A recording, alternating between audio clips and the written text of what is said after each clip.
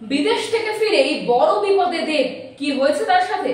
বিদেশ থেকে ফিরে দেব জানতে পেরেছেন যে তার বাবা গুরুপদ অধিকারী গুরুতরভাবে অসুস্থ এবং তার জন্যই কিন্তু তার হার্টের সমস্যা দেখা দিয়েছে এবং এর ফলে তড়িঘড়ি দক্ষিণ কলকাতার একটি বেসরকারি নার্সিং হোমে তাকে ভর্তি করতে ছুটে গেলেন অভিনেতা দেব।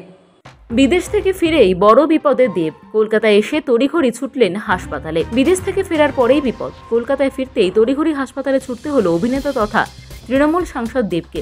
কি হয়েছে? আচমকাই অসুস্থ হয়ে পড়েছেন অভিনেতার বাবা গুরুপদ অধিকারী। সঙ্গে সঙ্গে তাকে নিয়ে যাওয়া হয় দক্ষিণ কলকাতার একটি বেসরকারি হাসপাতালে। সূত্রের খবর, নায়কের বাবার হার্টের সমস্যা, তবে খুব একটা চিন্তার কিছু নেই বলেই শোনা যাচ্ছে। বৃহস্পতিবার যতক্ষণ না চিকিৎসকের সঙ্গে কথা বলা হচ্ছে ততক্ষণ কিন্তু জানা যাচ্ছে না। তবে নায়ক এই বিষয়ে এখনো পর্যন্ত কিছু বলেননি। রাতে হাসপাতালের বাইরে দেখা গিয়েছিল অভিনেতাকে। তারপর থেকেই শুরু হয় আলোচনা। সূত্র বলছে, একটাই নিশ্চিন্ততা, যা ঘটেছে সবটাই অভিনেতার শহরে ফেরার পর। গত 10 দিন দেশের বাইরে ছিলেন দেব। সে সময়ও তাকে কেন্দ্র করে হয়েছিল বিপুল আলোচনা।